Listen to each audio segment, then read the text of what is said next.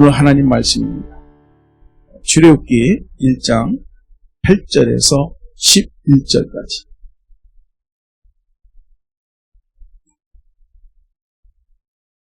말씀 받습니다.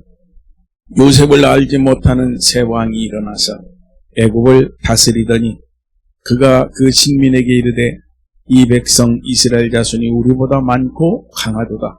자, 우리가 그들에게 대하여 지혜롭게 하자. 두렵건대 그들이 더 많게 되면 전쟁이 일어날 때에 우리 대적과 합하여 우리와 싸우고 이 땅에서 갈까 하노라 하고 감독들을 그들 위에 세우고 그들에게 무거운 짐을 지워 괴롭게 하여 그들로 바로를 위하여 북고성 비돔과 라암셋을 건축하게 하니라.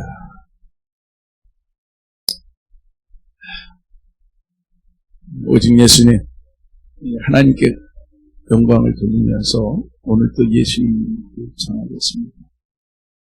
모세의 출애굽과 광야 교회를 바로 알기 위해서 23년도는 출애굽 설교를 쭉 계획하고 있는데 오늘은 지난 시간에 이어서 두 번째입니다. 8절에서 11절 애굽의 새 왕에 대해서 말씀을 전하려고 합니다. 본문을 이해하려면 창세기 말미를 봐야 됩니다. 그 창세기 말미에 보면은 요셉이 총리할 때 애굽에 기근이 와요. 전 세계에 기근이 옵니다. 그래서 애굽과 그 애굽의 주변의 모든 나라들이 요셉 때문에 구원받습니다. 망하지 않죠. 그리고 백성들이 굶어 죽지 않고 구원받는 일과 관련이 됩니다. 이제 모세의 때가 됐습니다. 그래서 이제 모세이 출애굽할 당시에는 요셉 때의 그 왕조, 힉소스 왕조라고 합니다. 역사에 그 힉소스 왕조가 망해버리고 그리고 이때는 애굽의 제18왕조가 시작되었었어요. 새로운 왕조가 나타납니다. 그래서 이전 왕조에서 요셉이 공로가 있었고 요셉을 통해서 이전 왕조가 번영했고 부강했잖아요. 그것을 이제 새로운 왕조가 지워버리는 거죠. 무시해버리는 거죠. 그래서 본문에 나오는 성경 말씀을 보면 요셉을 알지 못하는 새 왕이다 이렇게 나오는데 이 사람을 투투모세 1세라고 이름이 투투모세 1세로 추정이 됩니다. 신왕조의 정책은 이스라엘을 뭐랄까요? 핍박하고 구박하고 그들을 괴롭게 하고 학대하는 정책을 통해서 나라를 강력하게 이끌어 가려고 하는 모습을 만들어 납니다. 특히 구약 성경에서 이스라엘은 구약교회라고 하는 의미를 갖고 있거든요. 그러니까 이 이스라엘에 대한 박해와 그리고 핍박은 결국 하나님을 대적하는 것입니다. 구약교회를 대적하는 거죠. 본문의 애굽의 새 왕은 그런 면에서 보면 종말 교회에 박해할 적그리스도의 어떤 예표성을 띠고 있다. 이렇게 볼 수 있습니다. 그래서 오늘 새 왕의 모습 애굽에 보면서 종말에 맞이할 우리가 적그리스도의 실체를 다시 한번 본문을 통해서 확인해 보겠습니다. 자, 그 첫째를 보면 여기 8절에 요셉을 알지 못하는 왕이었다 이 사람 이렇게 말합니다. 애굽의 새 왕은 요셉을 알지 못하는 사람이다 이렇게 말을 하고 있는데 이걸 다르게 말한다면 이런 뜻입니다. 요셉이 애굽에게 베풀었던 그 구원, 애굽 사람들에게 요셉이 어떤 은혜를 베풀었는지 그 구원의 은혜를 이 사람은 몰랐다 이런 얘기가 되겠습니다. 다시 말하면 종말의 적그리스도는 예수님의 구원에 대해서를 모르고 있다. 애굽은 요셉을 통해서 국가가 처한 끔찍한 멸망의 위기를 벗어났죠.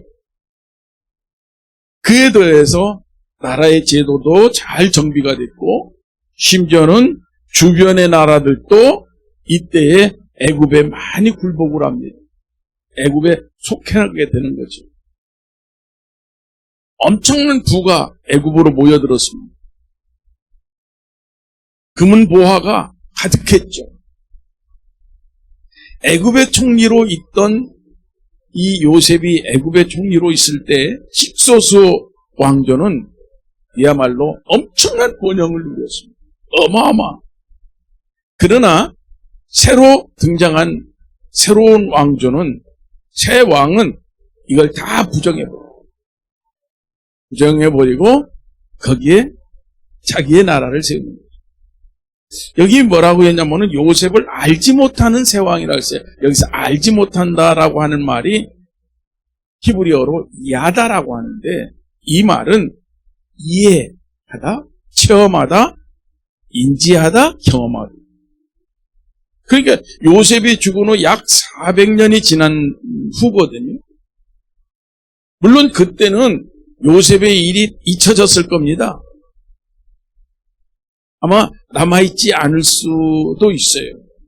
하지만 애굽의 당시 풍요함이 요셉 때문에 우리가 이렇게 잘 살게 됐다 라고 하는 것은 역사를 통해서 알고 있을 것입니다. 지식으로. 내가 경험해보지는 못했지만 옛날 이야기를 역사를 배워서 지식적으로 알고 있었을 거예요.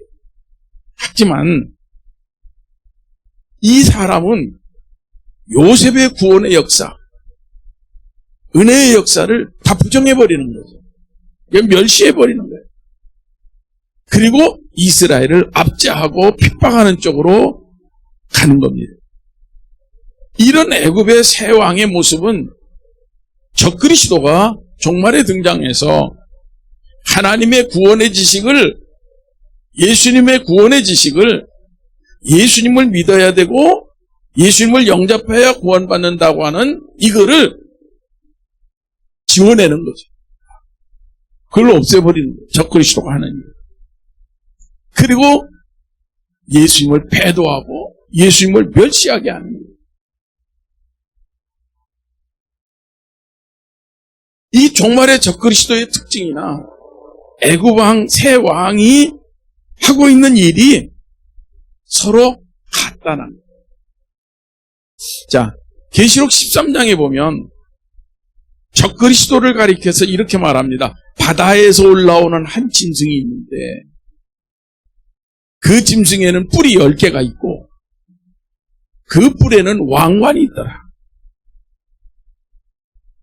적그리스도가 짐승처럼 진리에 대해는 무지하고 세상 권력에만 도취돼서 뿔에 왕관을 다 씌워놓는 거예요.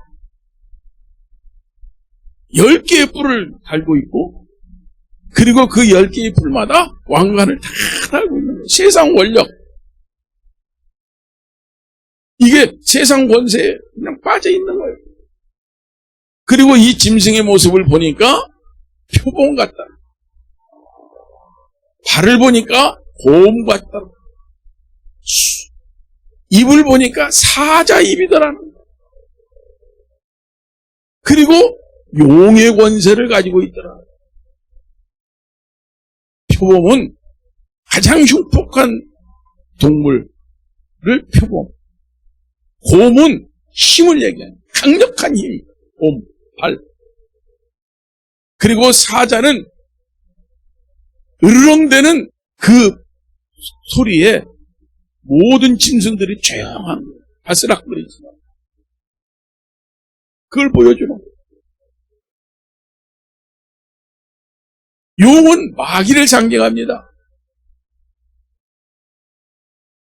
이런 짐승의 모습은 종말 때 적그리스도가 교회를 어떻게 핍박할지, 어떤 모습으로 교회를 핍박해 들어올지 그걸 보여주는 거예요. 이미 은혜를 받았고 체험을 입었고 그걸 알고 있는 자들이라 할지라도 그것을 부정한다는 거예요. 애굽의 새 왕의 모습이 그랬죠. 마찬가지로 종말 때 적그리스도도 그렇게 나온다는 거예요. 은혜를 알고 구원도 알아. 그러나 그것이 지식으로만 알 뿐이지 예수님을 부정하는 거예요. 지워내는 거예요. 그리고 예수님을 없이 여기는 거예요. 무시하는 거예요. 온갖 악행을 저지르는 거예요. 이것이 바로 애굽의 새왕 바로를 통해서 우리에게 보여주는 적그리스도의 모습. 두 번째로 9절에 보니까 이렇게 말합니다. 이 백성 이스라엘 자손은 우리보다 강하고 많다. 이스라엘 자손이 많고 강하다는 거예요. 이 말은 종말의 적그리스도가 예수님의 교회를 두려워하는 거예요. 애굽 왕은요, 자기 백성들을 향해서 이렇게 말합니다. 이스라엘을 평가하기를 우리도 더 많은 자들이고 우리보다 강한 자들이라고. 근데 사실 이 말은 과장된 말입니다. 침소봉대라고 하는 말이 있어요. 요만한 걸 가지고 과장된 말이에요. 왜? 이스라엘에 대해서 적개심을 품도록 하기 위한 말이에요. 이 말. 여기 강하도다 한 말이 그런 뜻이에요. 이 말이 아춤이란 말인데 히브리어로 이 말은 힘이 세다, 강포하다. 아니 이스라엘 백성들이 뭐가 그렇게 애굽 사람들보다 권력이 있어요? 권세가 있어요? 강포예요? 아니. 자식을 낳으면은 저 나일강에 던져라. 이래도 그냥 그 말을 따라가는 사람들은 힘이 없어요. 한마디로 말하면 이겁니다. 뭐냐면은 이스라엘에 대해서 애굽 사람들이 적개심을 갖고 공격하도록 이렇게 왕이 나서서 지도자가 나서서 선전선동하는 거예요. 앞에서. 교회 때문이다. 교회가 이렇게 했다. 이렇게 선전하는 겁니다. 애굽 왕의 이스라엘에 대한 태도는 적개심만이 아니라 사실은 그들 속에는 두려움도 가지고 있었죠. 이스라엘에 대한. 종말의 적그리스도가 교회에 적개심을 갖고 공격하는데 교회를 어떻게 생각하느냐? 눈의 가시처럼 생각합니다. 귀찮아하는 거예요. 저 교회만 아니면 내 맘대로 할 텐데 저 교회 때문에 성경의 말씀 때문에 그러면서 그걸 치고내는. 성경에 보면은 적그리스도 짐승과의 싸움을 설명을 하고 있는데 계시록 13장에 보면 그 대상이 누구냐면은 예수님의 교회예요. 참교회. 예수님이 딱 세워져 있는 교회. 그래서 계시록 13장 1절에서 6절까지 말씀을 보면 그 1절에 뭐라고 나오냐면은 짐승이 나오는데 그 짐승 적그리스도의 머리에는 신성 모독하다, 하나님을 모욕하고 하는 참남된 말이 가득하더라. 이게 뭐예요? 말로. 교회에 대해서, 믿는 사람들에 대해서, 주의 종들에 대해서, 예수님에 대해서 말도 못하는 말을 쏟아내. 이거는 뭐 방송 매체를 동원하면 한순간에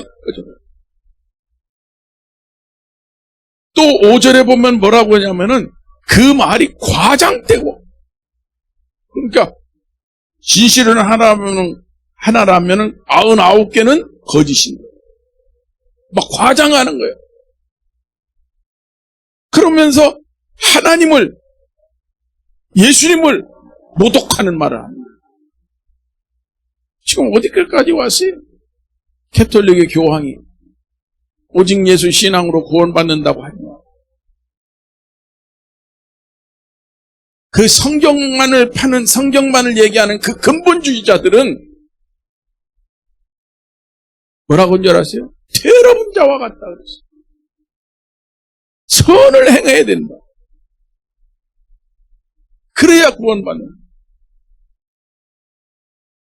그럼 지금 우크라이나 전쟁이 1년이 넘도록 되고 있는데 왜 가만히 있어, 교회? 입 다물고 가만히 있냐고. 선을 행해야지. 적그리스도의 모습을 보여주는 거예요. 6절에 보면은 이런 말이 있습니다. 계시록 13장 6절에 보면 짐승의 입을 벌려 하나님과 하늘에 사는 자들을 비방하다. 그게 누굽니까? 하나님, 예수님. 하늘에 사는 자가 누구예요? 예수님 재림하셔서 우리를 데려가 달라고 예수님의 재림을 소망하며 기다리는 사람들을. 여러분들 재림이란 말도 머지않았어요.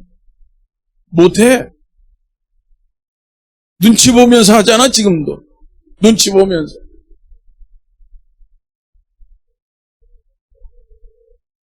정말 적그리스도의 모습을 미리 보여주는 게 바로 이 출애굽기 1장에 나오는 새로운 왕의 모습입니다. 쭉 이제 적그리스도의 모습이 계속 나옵니다. 한마디로 마귀 일꾼이에요. 종말의 적그리스도는 마귀의 일꾼. 그래서 거룩한 하나님의 교회를 보면 눈꼴시하고 거슬려하고 싫어하는 거예요. 그러면서 한쪽으로는 두려운 마음을 품고 있는 거예요. 우리가 더 거룩하게, 우리가 더 구원의 역사를 위해서, 우리가 더 예수님의 초림과 더 나아가서 재림에 대해서까지 복음을 전하려고, 초림만 전하는 게 아니라 재림까지도 이제 전하러 나갈 때 더 마귀는 더 역사할, 틀림없습니다. 우리의 마음에 두려움을 갖다 두고 근심을 갖다 두고 걱정과 염려를 심어주고 못하게. 적그리스도는 마귀 일꾼이에요. 마귀 일꾼. 그래서 교회를 두렵게 할 뿐만이 아니라 교회를 두려워하면서 교회를 비방하고 핍박하고 학대하고 말할 수 없는 일을 교회 위에 할 거라.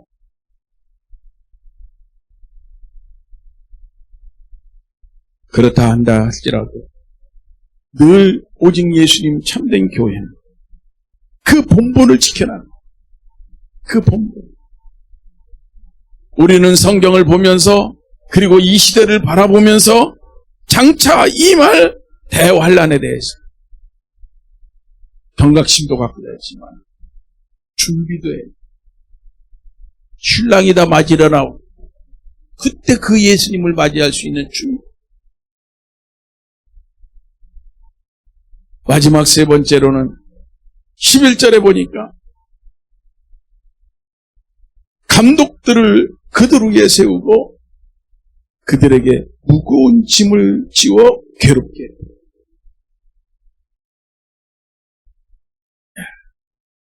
감독들을 그들 위에 세워 그리고 그들에게 무거운 짐을 지워 괴롭게.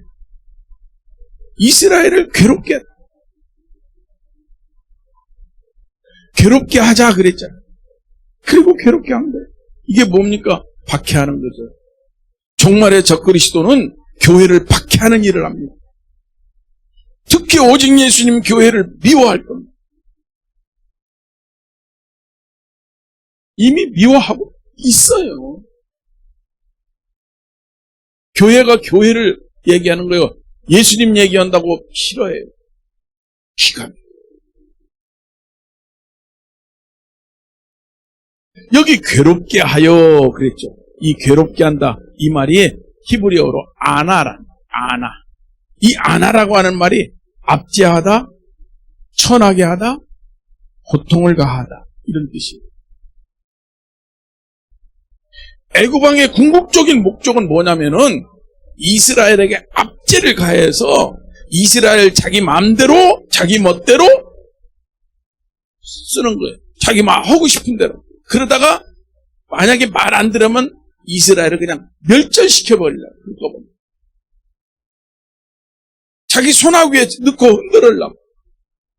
자기 말 한마디면 이스라엘이 그냥 움직이도록 이렇게만 하려고 하는 거예요. 그래서 이 애굽 왕이 이스라엘에게 강제 노역을 시키는 거예요. 강제 노역. 노예로 다 삼아버려요, 이스라엘. 그리고 그것뿐만이 아니라 산하 정책을 세우는데 여자가 태어나면 살리고 남자가 태어나면 죽이라는 거예요. 한 집에 남자 하나만 두고 다 죽이는 거예요. 그렇게 모세가 태어났을 때도 위기예요. 왜냐하면 형이 있는 거예요, 이미 아론이. 그 모세가 태어나니 살 수가 없는 거지. 그러니까 일반적으로 바로의 공주가 아기 모세를 건졌을 때 이스라엘의 아이인 줄 알면서 이스라엘 이름을 주지 않고 뭔 이름을 주느냐? 당시 애굽 왕의 왕족들의 이름인 투트모세, 이 모세라는 이름을 주는 거예요. 이 이름을 주는 거예요.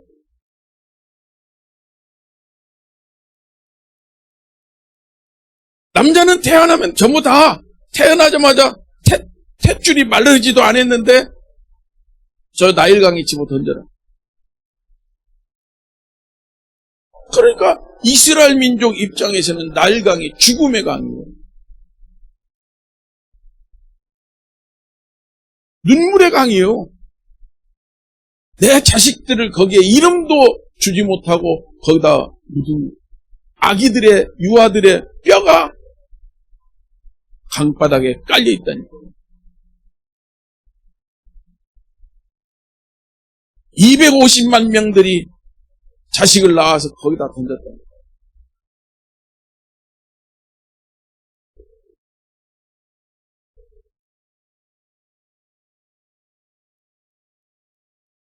적그리스도가 교회를 핍박할 때 적당히 하는 게 아닙니다. 죽을 때까지 하는 거예요. 계시록 13장 14절에서 17절을 보면 얼만큼 이제 핍박을 가하느냐면 점점 더 세지는데 짐승을 위해서 우상을 만들어 교회한테 시키는 거예요. 세상에다가 만드는 게 아니라 교회에다가 짐승을 위해서 우상을 만들어라. 그리고 이 짐승에게 절하라. 여러분들 교회가 가장 혐오하는 게 뭐냐? 우상 만들어 놓고 우상에게 절하는 거예요. 이거 시키면 교회는 와글와글하고 뒤집어지는 거예요. 그런데 마지막 때에 가면 적그리스도가 다 목줄을 잡고 있고 목을 쥐고 있기 때문에 다 따라가요. 짐승이 등장하고 짐승의 우상이 등장해서 신비하게도 죽었다가 살아나고 쇼하는 거죠. 그리고 신비하게도 이 우상이 말을 하고 하늘에서 불이 떨어지게 만들고 과거에 갈멜산에서는 하늘에서 불을 못 떨어뜨려가지고 우상이 다 박살났잖아요. 이제는 불을 떨어뜨립니다. 기적을 행합니다. 그랬을 때 수많은 사람들이 열광하는 곳이 어디냐? 교회죠. 세상이 아니라 교회죠. 그래서 전부 따라가요. 그래서 뭘 받느냐? 짐승의 표를 받아요. 거기 가서. 이 짐승의 표를 받으면 뭐가 되느냐? 매매를 할 수 있어요. 구약의 성전을 예수님 오셨을 때 매매하는 곳, 장사하는 곳으로 만들었잖아요. 내 집은 기도하는 집인데 그런 것처럼 짐승을 세워놓고 우상을 만들어놓고 경배하고 거기서 매매할 수 있는 표를 받는다니까요. 제 얘기만 찾아보세요. 계시록 13장.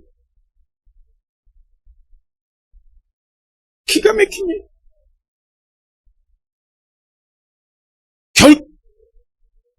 그리스도에게 굴복하지 않으면 살 수가 없어. 살 수가 없어.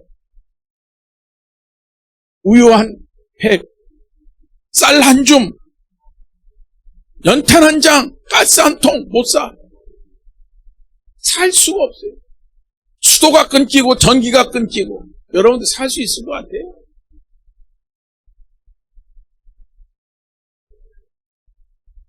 죽어야 돼. 죽는 수밖에 없어요. 신앙을 지키는 거. 그래서 이거를 순교라고 해요, 성경에. 이 순교란 말을 나시라고 그래요, 나시.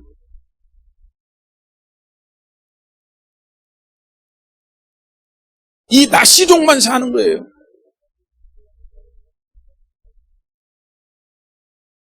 이걸 성경에서는 선비족이라고도 하는데, 호니카오하고 이긴 자 얼마나 많이 쓸려나가는지 모르겠어요. 얼마나 많이.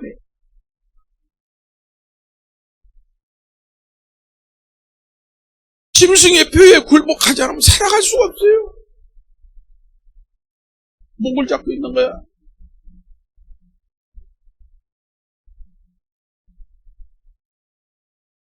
과거 애굽의 바로나 앞으로 등장할 짐승 적그리스도나 모습이 같습니다. 모습이 같아요. 이렇듯 악한 때에 마귀의 일꾼들이 등장을 하는 거예요. 이걸 계시록에는 황충이라고 그래요. 666이라고도 합니다. 666명, 사람의 수, 짐승의 수, 짐승의 표를 받은 자, 이런 식으로 나오죠. 교회 핍박하고, 교회 괴롭게 하고, 우상을 만들어 세우고 교회 안에. 그리고 그 우상에게 절하고, 이걸로 세상의 권세와 영광을 잠깐 누리는 거예요. 잠깐. 그리고 영원한 지옥으로 떨어져. 우리는 거꾸로 잠깐 고통을 받고 영원한 천국에 가는. 둘 중에 어떤 거를 머릿속에 지식으로는 잠깐 고통받고 영원에 들어가야지. 그런데 실제는 그게 힘들 겁니다. 그러니까 기도해야 돼.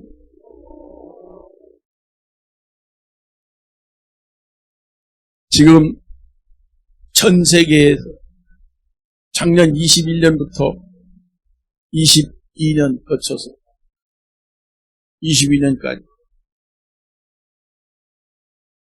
선교사들을 통해서, 선교회를 통해서 각국에 복음 전파하는 보고가 올라옵니다. 심각합니다. 교회 핍박이에요. 중국은 이미 올림픽을 기점으로 해서 다 폐쇄시켰죠. 우리 다 봤잖아요. 막 크레인으로 십자가를 집어내리고 포크레인으로 때려부시고.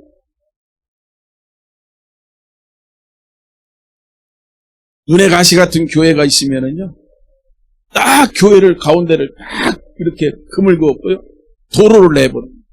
난 봤으니까 연변에 가서 그 현장을 봤어. 딱 잘라가는 거예요. 보상이고 이런 거 없어요. 왜? 공산주의 국가는 사유재산이 없기 때문에. 국가에서 하는 일에는 보상이 없는 거예요. 딱 잘라갑니다. 그럼 어디서 교회를 해요? 못해요. 왜?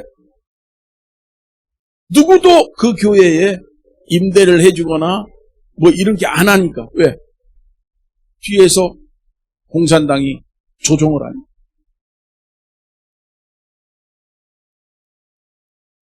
기가 막힌 수도 없이 별의별 일이 다 있어요.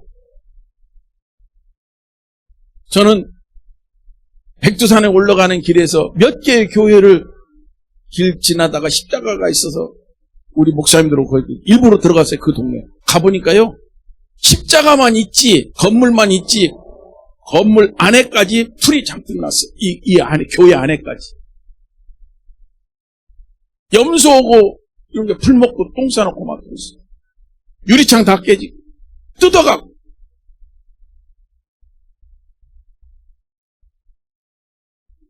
그게 2000년대 초인데 그때 느낀 게 뭐냐면은 끝났다.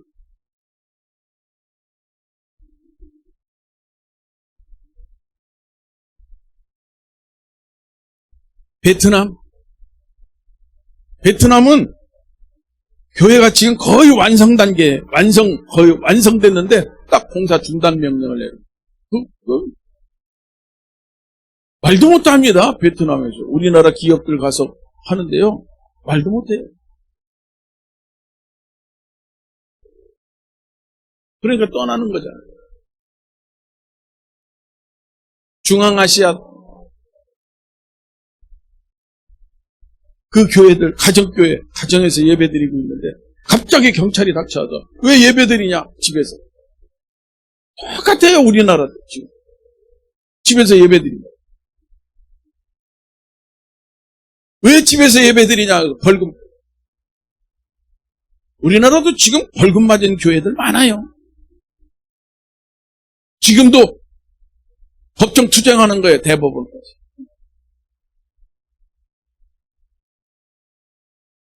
문재인 정부 때 그 짓 한 거죠. 알제리라는 나라가 있는데 그 알제리라는 나라에서는 교회를 정부가 자기 마음대로 와가지고 문에다가 못 받고 폐쇄시켜요. 이유도 없어. 우리나라도 똑같은 일이 문재인 정부에서 일어났잖아.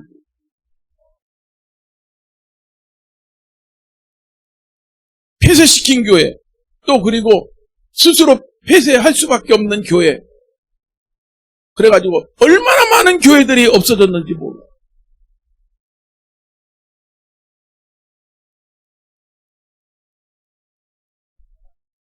이러한 일들은 지금 이 시대가 이미 대환란의 징조를 보이고 있다는 것을 보여주는 거예요. 대환란이라는 말은 안 합니다. 대환란의 징조를 이미 보여주고 있는 거예요. 큰 비가 올라오면 벌써 후덕지근하고 바람도 주로 남풍이 불고 그러잖아. 북풍 불어서는 큰 비가 안 와요. 징조가 보이잖아요. 홍수의 징조 보이는 것처럼 지진이 나고 화산이 터질 징조가 보이잖아요. 미리.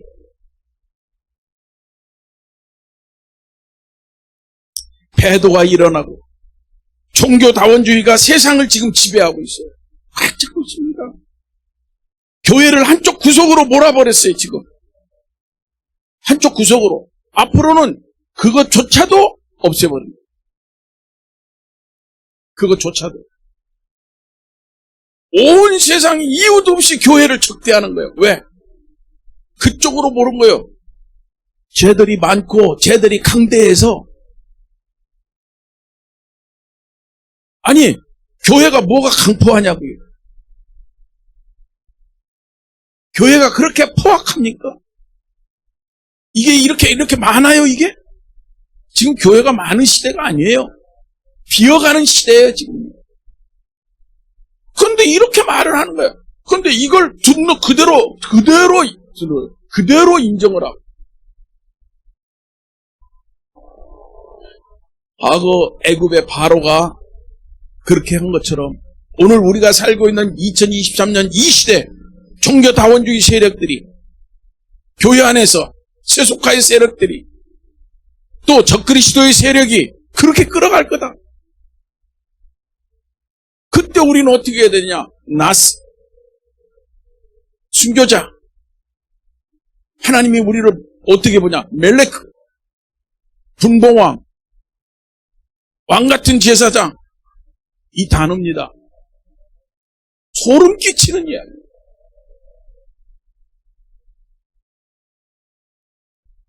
우리는 이런 시대의 모습을 지금 적나라하게 보고 있고 우리 눈으로 똑바로 직시해. 그래가지고 더욱 굳건한 믿음, 예수님을 기다리는 믿음의 준비자가 다 돼야 됩니다. 불행 중 다행인 것은 우리들이 지금 송송 변사님이 지금 열심히 땀 흘리면서 하는 거긴 겨울이 없으니까. 이 캄보디아 쿠알라룸푸르 수도에서 상당히 떨어져 있는 옆에 꿀룬이라고 하는 그 동네에서 지금 교회를 세우는 거예요. 여러분들 이따가 한번 보세요. 사진 온 거 제가 다 붙여놨습니다. 뽑아서 95% 완성. 엄청 커요. 이 홀이 우리 교회만.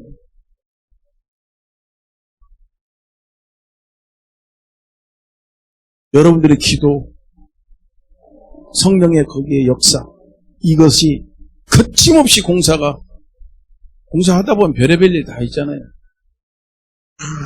진행이. 완공을 눈앞에 두고 있어요. 왔는데 보니까 우리하고는 좀 달라요. 우리는 벽돌을 쌓으면서 창문 와꾸를 넣잖아요. 거기는 그렇게 안 하고 다 이렇게 뻥 뚫리게 만들어요. 그 나중에 맨 나중에 창문 갖다가 딱 집어넣고 거기다 이렇게 합니다. 이 창문이 들어가면 끝이에요. 바깥에는 페인트를 지금 하고 있는 중입니다. 거기는 전통적으로 흰색을 좋아해요. 그래서 흰색 페인트. 그리고 이제 바닥은 마지막 바닥을 하는데 뭘 하느냐? 대리석. 아니면 타일인데 난방이 없어요. 거기는. 예? 그래서 차갑기 위해서 돌 대리석을. 우리나라처럼 대리석이 그렇게 비싸지 않아요. 그래도 어쨌든 대리석 아니면 타일일 겁니다. 넓은 타일 있죠? 큰 거. 둘 중에 하나. 그 작업만 남았다는 거예요. 3월 14일 공원 날짜가 딱 정해져 있죠. 제가 3월 13일 날 여기서 비행기를 타고 인천에서 출국하면 그 이튿날 3월 14일 날 또 캄보디아에서 말레이시아 보르네오 섬에서 거기 쿠알라룸푸르로 국내선 타고 또 들어가요. 직접 쿠알라룸푸르 가는 곳이었어요. 그게 더 돈이 덜 먹힙니다. 쿠알라에 들어가서 거기서 호텔에 있는 것보다는 차라리 이쪽에 호텔이 있으면서 비행기 타고 이렇게 가는 게, 갔다 오는 게, 국내선 타고 갔다 오는 게 훨씬 낫죠. 쌍발기 있잖아요. 프로페달 달린 거, 그거 타고 가요.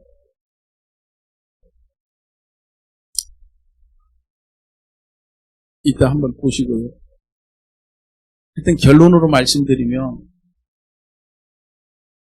오늘 말씀에서 애굽의 왕이 요셉을 몰랐 그런 새 왕이 등장합니다.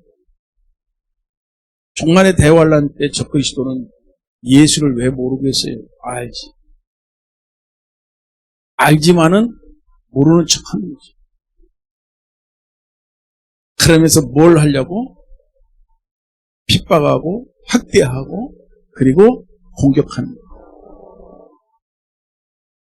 종말의 적그리스도의 징조가 우리 앞에 지금 펼쳐지고 있다는 것이죠. 그러니까 등불을 준비하고 기름 준비하고 있는 사람은 즐거운 거죠. 마무리되니까.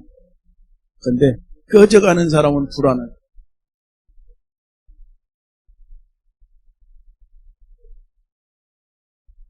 그러니까 준비해야 돼요. 더 오직 예수님, 더 신앙. 누가 밀어내면 그냥 밀리는 게 아니라 반대로 거기에 저항하면서 안 밀는 거죠. 세상의 바람이 흔들어대면은 마음대로 흔들리다가 그냥 뿌리채 뽑혀나가는 게 아니라 더 뿌리를 내리고 안 흔들리는 거죠. 나 여기서 떠나지 못해. 나는 여기야. 나는 예수님밖에는 몰라. 끝까지. 적그리스도의 세력들이 배교를 하고 벌써 이미 배교와 배도는요 성경 개정판 내면서 이미 시작됐어요. 예수님 사랑합니다. 예수님을 지워요. 기가 막힌 시대가 왔어요. 교회를 경계하고, 교회를 적대시하고, 교회를 이상의 눈으로 쳐다보고, 공무원들을 통해서 교회들마다 주일날마다 감시하고, 사진 찍고, 고발하고, 별짓 다 했어요. 할 거 다 했습니다. 5년 동안. 그 과정 속에서 수많은 성도들이 신앙이 떨어져 나갔죠.